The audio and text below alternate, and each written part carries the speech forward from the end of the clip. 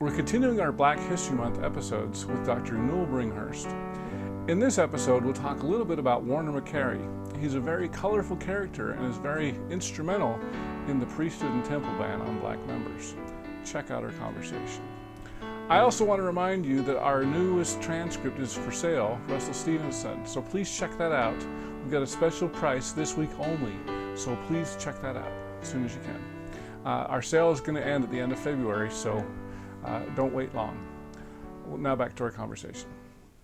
So in Lester Bush's article, I think the first hints of the ban that he identifies is 1847, a statement by Harley Pratt. Harley Pratt makes a statement that somehow he's paraphrasing actually the Book of Abraham, that aren't blacks cursed as pertaining to the priests. It's always phrasing it as a parenthetical statement. It's almost like a query, because he comes across the fact that Walker Lewis is an elder, and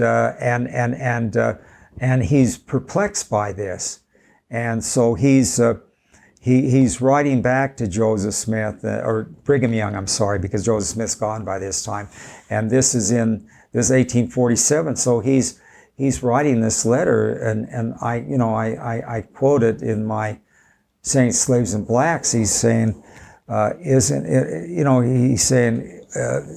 found this elder who has the priesthood, but it seemed, isn't it contrary to the... Now, isn't that William Appleby that came out? Oh, I mean, it's Appleby. I'm right. sorry. I stand to be corrected. Harley P. Pratt, I'm trying to think of the statement that he's identified. As I recall... this is Appleby that's asking that question. I'm sorry. So one of the things from your book that I really was news to me, and I read this 20 years after you wrote this in 1981, or maybe even 30, was the story of Warner McCary. William McCary. Warner McCary. Names. Can you tell us a little bit about Warner McCary? Yeah, well, he was an interesting character. He was an escaped black slave. His slave name was Warner McCary, and he runs away from slavery. He's a slave in Natchez, Mississippi. Let me actually correct you on that. Do you know Angela Pulley Hudson? I just finished writing a review of her book, which is an outstanding. It stands as the definitive study of Warner McCary and the woman he married, which was Lucy Stanton, who comes out of a Mormon background. And these two, I assume you've read the book. So I have read the book. One of the things that I just wanted to point out there was there has been a lot of statements that said he was an escaped slave, but in that book, it said that he was actually a freed slave. Not really. He never achieved his freedom, and that was one of the things that he was always afraid of, and that's why he assumed an Indian persona, because he was always under the shadow of the Fugitive Slave Act as a runaway black slave, and he was always in fear that somehow he'd be rounded up and sent back to the South, and that was one of the things that contributed to him as masquerading as an Indian. And so he performed as an Indian. He even adopted Indian names. He adopted the name Okatubby. That was the name that he used most. And he would do these Indian dances and everything else. And so he goes to Nauvoo, and according to the sources available, he meets and marries Lucy Stanton, who is a divorced mother of three. And anyway, they get involved with with their Mormonism, and they actually go back to Cincinnati, and they're involved a little bit with the Strangites, and they're involved in trying to form their own little Mormon group there in Cincinnati, and that doesn't quite pan out. Those two efforts sort of peter out. And the next place he goes to is winter quarters, and so he tries to convince Brigham Young that he's an Indian. He emphasizes his Indianness, but Brigham Young isn't completely convinced. But what really infuriates Brigham Young and the Mormon leaders there is when he founds his own schismatic movement. He and his wife found their own schismatic movement. And part of the ritual is for him to have sexual relations with the women who come into, who are white women, going to bed in three different times. This is according to the diary that was kept by, I guess, the major guy, Nelson Whipple. Nelson Whipple gives the most thorough account of their kind of escapades there in winter quarters. And when, you know, and so when they're found out, you know, people around her are just angry because here he's, you know, doing his own thing. You're getting into the whole issue of interracial, you know, miscegenation and all of that. And he quickly leaves with Lucy, and their career is, they go around performing as Indians. I mean, they do that, and then they ultimately practice Indian medicine, and throughout the United States, I mean, they become national celebrities. And they even, as you're aware from reading the book, Lucy is actually sits down and does his autobiography, his biography about his exploits. And so they're making money off of becoming, to use the author's terms, professional Indian actors and actors. And they're performing as Indians. And then ultimately they take up Indian medicine, you know, folk medicine and that, and they, you know, they ultimately end up in Canada, you know, because he becomes concerned about his identity and being worried about the Fugitive Slave Act. He always feels like they're on his heels to take him back into slavery. So he is an escaped slave. His brothers his siblings were freed, but he never was. And so it's quite a dramatic story. And the fascinating part is Lucy Stanton, who, you know, she adopts an Indian name as well, and I think Lacille, Okatubby, you know, she kind of takes part of his name, and so she's performing her Indian thing and doing her Indian folk medicine, and ultimately she starts performing abortions. She becomes an abortionist, and 2 of her patients die when she's practicing in Buffalo, New York, and she's sent up to prison. She is sentenced to 7 years in prison for manslaughter because she's convicted of killing one of her patients. Does 7 years hard time. She's freed. You know what happens? She goes back to Utah and resumes her Mormon identity and marries the brother of all. This is the upshot. She marries the brother of her first husband who was divorced, and she spends the rest of her life with him. And then ultimately she rejoins her children, because she abandons the children that she had with this Bassett, their first husband, when she goes out and does her Indian thing. And so when she comes back to Utah after serving her 7 years of hard labor at Sing Sing, she's reunited and she's rebaptized in the church, and she's you know, resumed her Mormon identity. Wow. It's a stranger than fiction story. You couldn't make this stuff up. That was my overall evaluation of the book. Stranger than fiction. It's a wonderful book, and it's one of those that gives us a fuller picture of who Warner McCary was. Yeah. She's actually on my list to interview if I ever make it to Texas. I guess she teaches at Texas A&M. Yeah, a wonderful scholar. I mean, the research on that book is thorough and prodigious. If you looked at her bibliography, it's incredible. Well, and I understand she's not even LDS. No, she isn't. Her field is you know, ethnic you know, studies, I think. Yeah, yeah.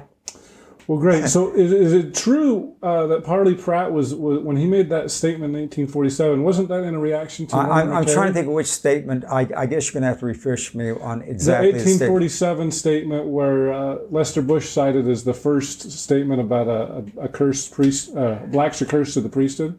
Yeah, and I think he's paraphrasing, perhaps paraphrasing the Book of Abraham. And I guess he's referring. I'm trying to think if he's referring again to Walker Lewis. I'm I guess I'm having a senior moment here. As I recall, from reading your book, it seems like because Walker Lewis was actually pretty well respected. As I recall from your book, it seems that it was McCary's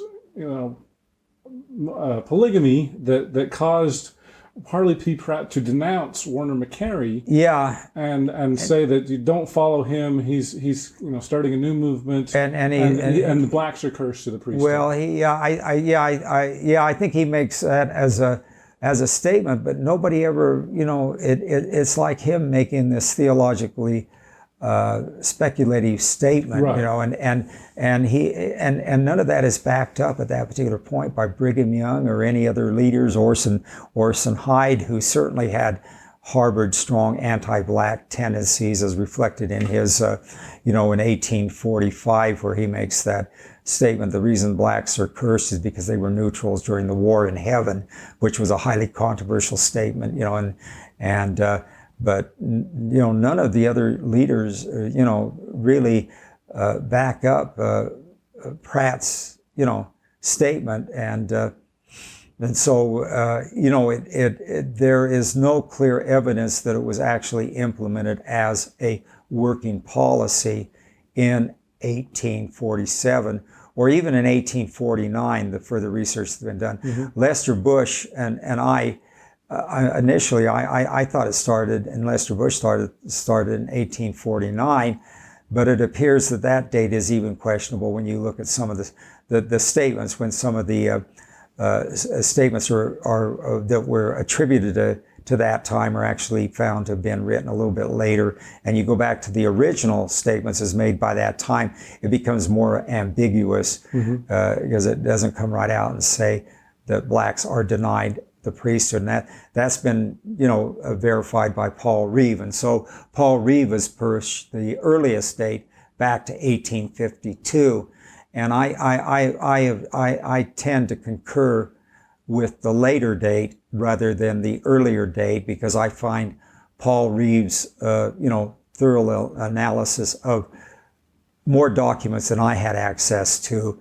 And his analysis of it, I feel like the 1852 date is the most valid date for the actual beginnings of priesthood denial, and that statements that are made in tandem with Brigham Young's efforts to get the state territorial legislature to enact legislation legalizing black slavery. So those two are kind of in tandem.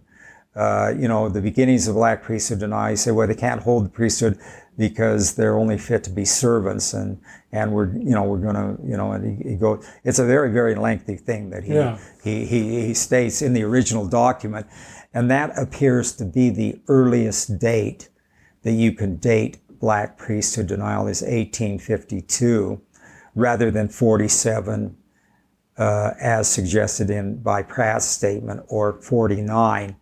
As suggested in the truncated, it's a Wilford Woodruff statement that supposedly has been used as a basis, because he supposedly asked, what is the possibility of salvation for black people? That's the question that Woodruff in 49 is asking of Brigham Young.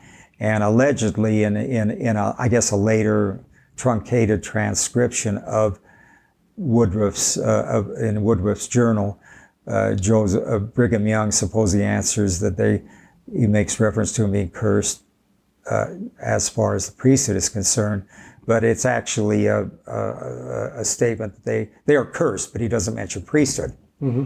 And so the part about priesthood is sort of put in there later or implied later, when they've actually started denying the priesthood, after 1852. Mm-hmm. And Paul Reeve is pretty well, I think that's one of the things that he pointed out that, Lester Bush and I didn't have quite correct, was the earliest beginning date of black priesthood denial. I tend to concur with Paul Reeve's analysis that it didn't begin until 52, which makes it even more egregious in many ways.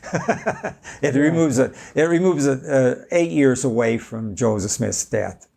rather than, you know, the earlier, which would be at 3 years if it was 47. Yeah. I hope you enjoyed our conversation with Dr. Newell Bringhurst. In our next conversation, we'll talk about a really unknown character in Mormon history. His name is Walker Lewis. He was a faithful black elder in the early church in the 1830s in Boston, Massachusetts. But getting back to Walker Lewis himself, he eventually makes his way out to Utah, thinking that he could maybe get his endowments, but they deny him.